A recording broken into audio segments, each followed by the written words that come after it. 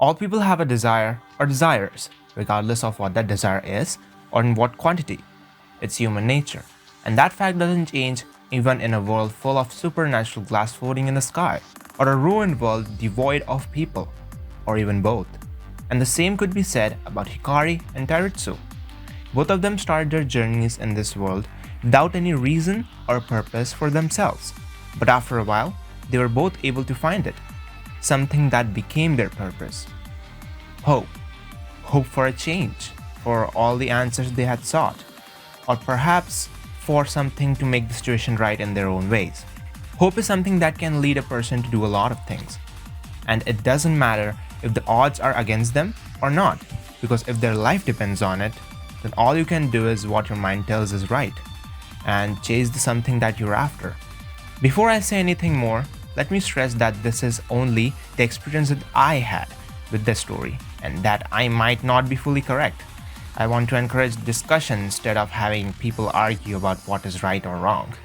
And now, we are going to continue where we left off, and see how Hikari and Tairitsu's journeys will unfold. First, we are going to be starting with Vicious Labyrinth, focusing exclusively on Tairitsu, and then we'll end things off with Luminous Sky, seeing how things are going on Hikari's side of things. This is where the story starts to become complex, and some events are hard to tell if they are even truly happening or not. And honestly, that's what I love about it in the first place. Today, we are going to be diving deep and talking all about it. Hope you guys are ready.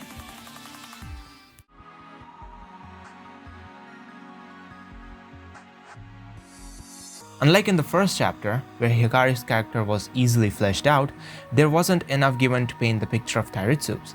What we got was akin to a single teaspoon from the pot that is her character.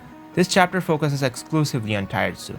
She is a far more complex character than it appears at the start, and here's where it truly starts to show. After where we left off, some time has passed, and in that time, Tairitsu had traveled more of this glass mirror world, collecting countless shards of Arcaea, gaining a lot of confidence both in her ability to collect memories and her convictions. Her battle against negativity was far too early to be over. Ever since she'd started, there was a place she had been aware of, but had avoided so far because of her lack of confidence. Now, however, after gaining some experience and knowledge of this world, she was confident enough now. To describe it is no easy feat, but the easiest would be to imagine a monolith. In other words, a tower, reaching the heights of the sky, and the whole thing was a maze. It was fully made of glass fragments of dark memories, even darker than anything she had come across, if that was even possible. She certainly didn't think it was until she started paying more attention to it. The memories in this tower were extremely dark, but even more than that, it was vicious, in the way that you would see a predator that is toying with its prey. And that's where it gets its name in the story, the Vicious Labyrinth. I suspect that this is what it looks like, stalking right behind her in the distance. It was about time she brought it all down. If she couldn't, well, then hopefully she could make her time there worth it. So she approaches the labyrinth, and the first thing she notices is that it's surrounded by a sea of happy memories, the memories of light. What an odd sight, that the light is keeping the darkness in check. Or maybe the light was ridiculing the darkness, mocking it for being content in what we can assume to be its enemy. And this is where I would like to mention some properties of these memories. The Arcaea that are attracted to Tairitsu are memories of conflict. They're dark and don't let any light reflect from them. Memories that are shown in them are almost never anything other than extremely negative or neutral if she's lucky.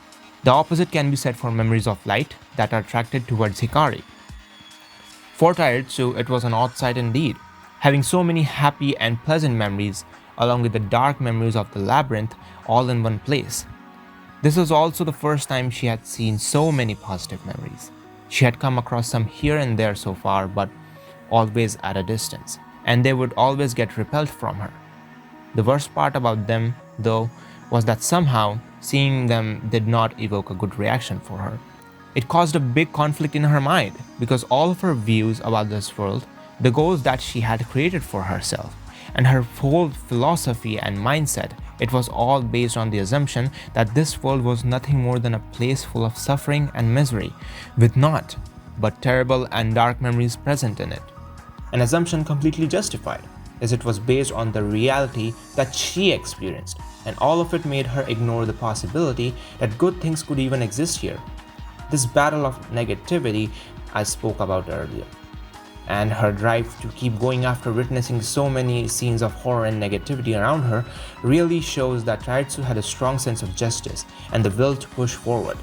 But this, such an unexpected sight had sowed the seeds of doubt in her. She was questioning not just a small part of what she was doing, but everything. The idea that she was wrong about the world being the way it was, that her experience was not all there was, and that she could change her mission and goals, was absolutely terrifying for her. Yes, even now, maybe if she had kept a more open mind, she could have seen the world from a different perspective. That yes, there was something good and positive that this world had to show, other than misery and suffering. What did we learn about the way Hikari was introduced to this world though? First impressions do play a huge role, and confirmation bias makes it even worse. What she saw at the start of her journey made her never have second thoughts at all, which only served to amplify the conflict in her mind even further. As she was lost in her mind, she was making her way through the sea of good memories, which were naturally repelled from her, and before she knew it, she was standing in front of the entrance of the labyrinth. But here's where something interesting happens.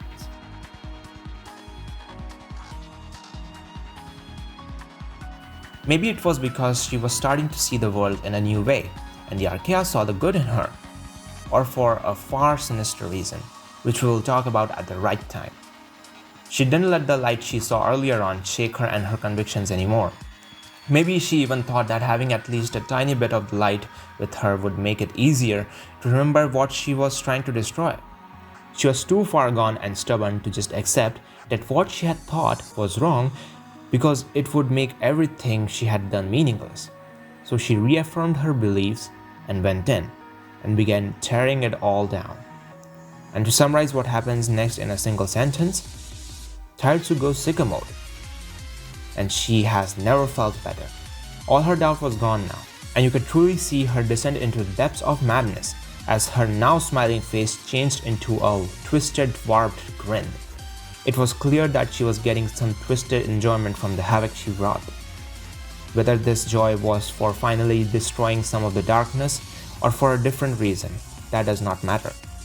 Leaving havoc in her wake, she strips away huge chunks of memories which will lead to the tower's eventual fall. And it was all gonna be worth the trouble. It had to be. As she reached the heart of the maze, she found something worse than anything she had come across, and she could sense its malice as she was making her way through the tower. It was the memory of the end of the world. Tired and with a hand on her face, she looks at the devastating sight. Horrified but with newfound strength, she reaches out and adds the memory of the end of the world to her collection. Having that done, it's like she's on a whole new level now. If she was able to do this, then there was clearly nothing else to worry about in the future. The tower falls apart, but like the hero she is for taking down such a big evil, she makes a heroic landing and walks off nonchalantly without looking at the ruins of the evil she just brought down. Same energy as how the heroes don't look back at the explosions. And we never saw her again. Happy ending. Peace? No. We're so easy. Well, unfortunately for Tairitsu, that's not the path we are following. Instead of a good ending, we're gonna get a bad one, so buckle up. If we rewind a tiny bit, we can assume that where the diversion between the actual events and the heroic dream lies is when Tairitsu just got the memory of the end of her world for a very specific reason. After she picked it up, all of a sudden, her heart was in pain. The tower starts to fall and so does she, but the Arcaea she had gathered formed a cloak, surrounding her and cushioning the fall. Unfortunately, the memories that shield her from harm are not the memories of light she forced to her side earlier, but the memories of conflict that she had always been surrounded by. She survives, luckily, but as she is sitting in the dark processing what just happened, surrounded by all the Arcaea she had collected, the memory of the end of the world seems to pop into her view. And as she witnesses the scene play out in the glass, something in her changes. There's just something very morbid thinking about the impending doom, the thought that everything will come to an end someday. It's like no matter how important something was or how much value it carries, no matter how good of a life you have lived or how much you have struggled, if the world comes to an end today, none of it will matter, no matter who or what it was. It was all going to amount to nothing, and that thought fills her mind right now. This was her breaking point. She knew what the end of the world was, and she clearly saw that she had no way to stop it. Tairitsu was weak, in pain, and very vulnerable in this moment. She was someone who worked really hard to get to this point, for a cause she was absolutely sure was the right one, and even when doubt plagued her mind, she still held her ground to do what she thought was the best thing she could. And yet again, all the hard work and effort she had put into this still might not amount to anything at all. That thought alone is enough to break anyone down. The negativity has finally gotten to her. Just looking at the memory was not what caused her to break. It was multiple small things that resulted in it. This didn't just happen out of nowhere. It was gradual. She was constantly being exposed to negative things all around her, but being as strong-willed as she was, she never let it get to her, even though slowly but surely, she was being affected by her surroundings. Without thinking about her own limits on how much she could mentally handle and how long she could hold on, she kept piling on more and more to her plate, and with just the right amount of doubt in herself, along with the thought that none of it matters anymore, it all came crashing down on her. Too much of anything is a poison, and no matter how invincible you feel, if enough burden is put upon you, you'll break. And when you fall, it's really hard to pick yourself back up. Knowing that you do not have support in any way is almost as big of a factor in how hard you get knocked down as whatever it was that knocked you down in the first place. Such was the situation Tairitsu found herself in, and as she tears up, she feels sadness and despair. For the last time. Emotions leave her. At her lowest point, when almost nothing else could make it worse, she gets abandoned by one of the core parts of what made her who she was. On the contrary, maybe she was the one doing the abandoning. The more you end up caring for something, the more it has the capacity to hurt you. And so, Tairitsu grew heartless and cold towards the world, destroying anything that came in her path. This is what she had become. What she had accomplished before does not matter. She just did not have the capability to care anymore.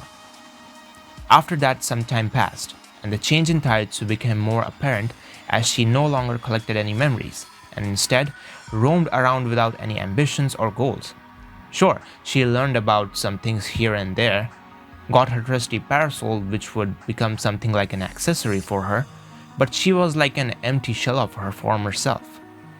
She also gained more control over the Arcaea and could form creatures which she could use like tools. She was able to do this before as well, but it was only a fragile looking butterfly then. Now she can dramatically increase both the skill and the frequency of using this ability. She made crows who would explore the unexplored lands, only to tell her that the world was pure emptiness. News that she would not accept kindly. She hadn't met anyone yet, but she wanted to, and she needed to. Not for companionship, but to let out her anger on the living being. She had experienced a lot of pain, and she wanted to let her anger out by hurting someone.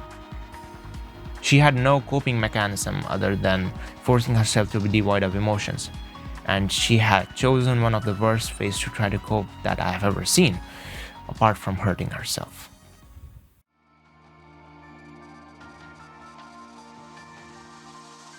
And that's how Vicious Labyrinth ends. Things ended up going south on Tairitsu's side of things, taking a turn for the worst. When I read this part for the first few times, I couldn't understand the depth of all that we have discussed here. But after giving it the time it deserves, I got to understand what was happening. Tairitsu's internal struggles could be easily overlooked, but there was just so much depth to her character that there was no way it was going to turn out like that. There's no such thing as an easy path in life. It does not matter how easy your life seems, each individual person follows their own unique path, following their own convictions, and each path has its happiness and struggles. It depends on your actions what things you experience the most, and it held true for both Hikari and Tairitsu here as well. We saw how determined Tairitsu was towards what she wanted, to the point that she was willing to accept all the negativity around her to make the world better. But after reaching her limit, it all came crashing down on her and changed her. People can only handle so much. And now, it's about time that we talk about what Hikari experienced on her side of things, and how her seemingly harmless and easy journey still led to disaster for her.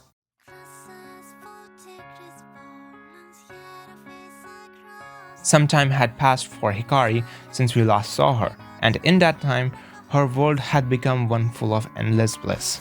She had continued to gather all the happy memories she had come across, so many of them that there was now a roof of those memories over her head, and there was nothing that she could do to get rid of them. The more happy memories she collected, the happier she would get. The more the merrier, right? Well, turns out she was collecting these memories of light in a very careless way, utterly ignorant of the consequences it could have on her. To her, while the happy memories made her happy, nothing in this world was of any worry, for her goal was to collect as many memories as she could since she treasured them so much. In a way, she was prioritizing her happiness over the questions that she should have been concerned about in the first place. What was this place? How was she here? Why was she here? Questions that were as important as her very existence in this world, and yet she didn't realize even the possibility of the answers to those questions. She was focusing her entire being on fulfilling her purpose in this world. It gave her self-gratification, internal satisfaction, and a positive feeling inside. Was it good for her? The easy answer would be yes. But there was one thing she neglected to think about. She was focusing too much on it, to the point that she had grown ignorant and careless of the world around her. In a way, the same can be said about how things had gone for Tairitsu as well, and we know how that ended for her. Putting ourselves in Hikari's shoes, being surrounded by a sea of happiness does sound like a delightful feeling for sure, but at the same time, it can be dangerous as well. It can mislead you into thinking that all your problems have gone away, and exactly that was happening to her. The following lines best describe the disaster that was about to ensue. Anything in excess is a poison, and heaven is a kind of a hell. A flower, a kiss, a love, a birth. These are but a few examples of the sights that she saw in the memories as she traveled the world collecting them. It seemed to never stop pleasing her. However, as she traveled more and came across more memories, the happiness lost its edge, so to speak, and was on its way to becoming dull. She had experienced happy memories so many times that it just became boring for her. The internal peace and happiness she felt after looking at these memories became indistinct, blurred, and without meaning to her, and she grew dull to the sensation. She even started to get disgusted by them. Why could the memories no longer make her as happy? She didn't know. By this point, she had collected so many of them that she had a colossal and brilliant dome of glass shards over her head right now, following her everywhere. An imaginary bright sky where this chapter gets its name from, the Luminous Sky. And as she collected more, it got brighter and brighter, to the point that it was blinding, like an opaque and overpowering haze. She couldn't see where she was standing. She couldn't tell the difference between whether she was moving or not. It was so bright she was losing her mind. Imagine looking at this for hours and days on end. And as it continued to grow brighter, the light overtook her, and her mind whitened. Her vision was going blank, on her knees looking up in this empty white sky that she had trapped herself under. Heaven is indeed a kind of hell, and she just discovered the true meaning behind those words. As the time passed, her mind whites out even more, and she goes essentially brain dead. And that was it for her story. But that doesn't happen. At one point, when she was right on the edge of being fully brain dead and consumed by the luminous sky, something caught her eye. Something different. A special piece of glass in the roof, slightly red, but different enough to be noticeable compared to the rest. It breaks apart from the roof, causing it to collapse and start floating towards her. And what she sees in it shocks her. Not just because of the scene within, but also because it contains something inherently different from all the other Arcaea. This is where the anomaly shards come into play. Shards that don't follow the standard rules and are out of the ordinary in comparison to your normal Arcaea. The abnormal thing about it was that Hikari saw herself in it, and it was groundbreaking to her. Memories were always from other worlds, never this world itself. But these memories were from the first time she encountered a memory of the world she was in. It was when she awoke in this world for the first time, all happy and cheerful, alongside glass and searching to find more of them. It was a moment of Halcyon, whatever.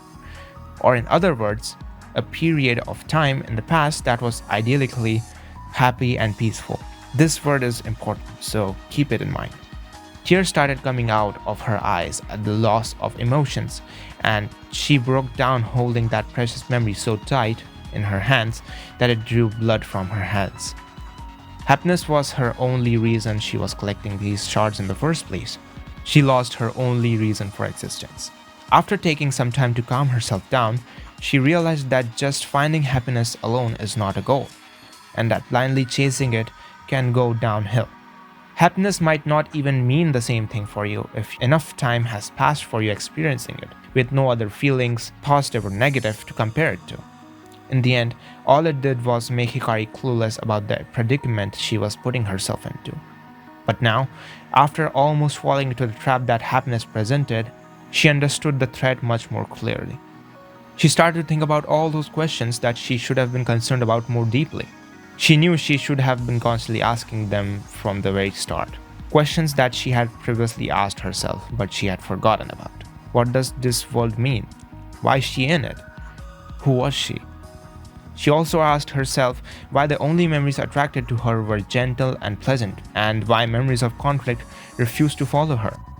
This part is important for the sole reason that it implies that she had encountered some bad memories in her journey, but those memories were always repelled from her, the same way memories of light were repelled from Tairitsu.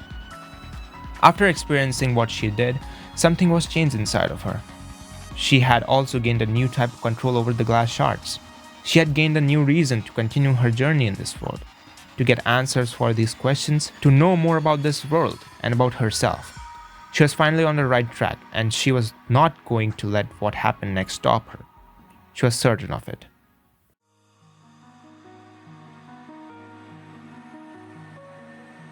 As she traveled with her fresh wounds, careful of not letting the same thing happen again, she made sure she was not ignorant or careless.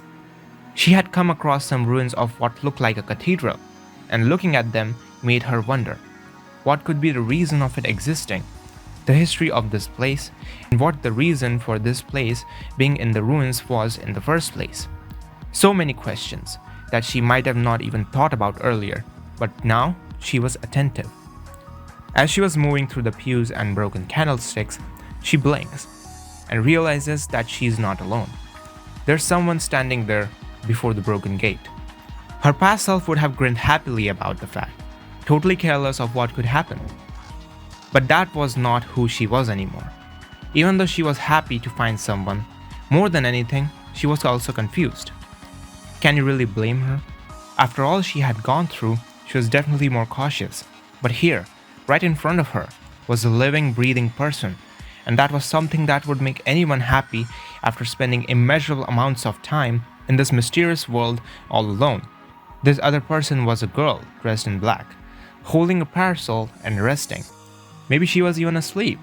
If you have been paying attention, you would know that the only person that could match the description was Tairitsu. And here she was, right in front of Hikari. As Hikari opens her mouth to speak, Tairitsu seems to wake up from whatever sleep she could get somehow.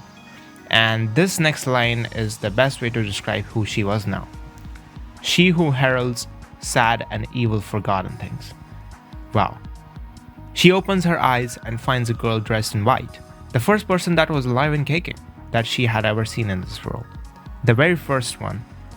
After going through all that she had gone through in this world for so long, this was finally something new.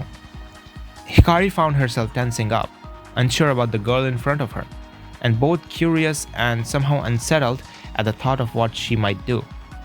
As Tairitsu is about to question the girl in white, she stops herself, gripping the handle of her umbrella tighter.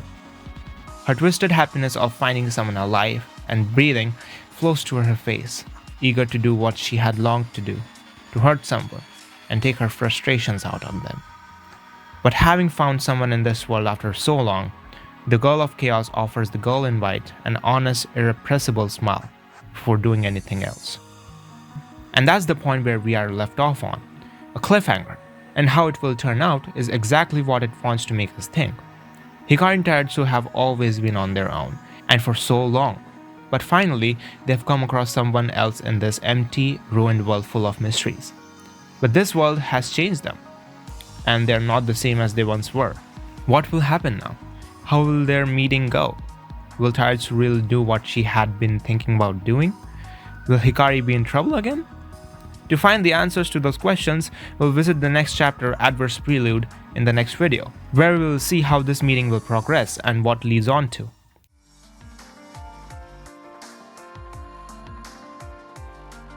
Now then, it's that time.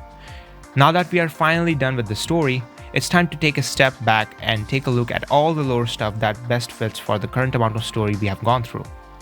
Song names are important and relevant to what's happening in the story. In this case, I would like to talk about Sheruth and pragmatism. Sheruth means being obstinate, meaning stubborn or a refusal to change one's opinion. We can see how well it fits with Tairitsu after knowing how stubborn she was to change her opinion on the world of Arcaea and Vicious Labyrinth. Pragmatism, on the other hand, means being concerned with practical matters. Hikari collecting memories made her happy. That's practical truth. Knowing that, all she did in the future was to continue doing what she knew was true, to collect more memories to find more happiness.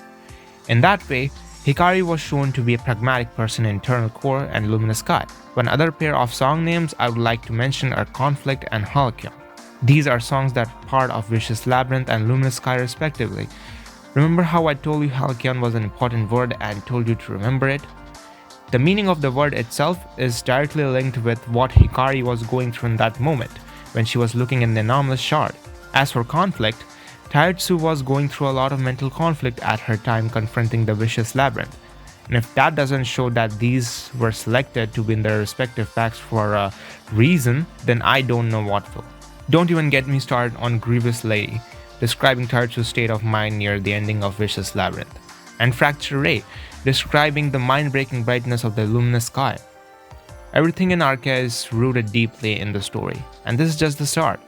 As we move forward, we are going to be talking about more and more, so I hope you guys are excited for the next videos. Thanks for watching this video. Please like and subscribe to the channel to show some support. Please leave a comment regarding any feedback or suggestions you might have for me, and I will surely look into them. Special thanks to Sky for helping me out with these videos. With script as big as these, it is always awesome for someone to have your back when you need assistance, and Sky has been nothing short of amazing. From proofreading to phrasing and suggestions, Sky helps me out a lot, and I just want to thank them for working with me on this. But other than that, I hope you enjoyed watching this video, and I'll see you in the next one. See ya, and take care. Bye-bye.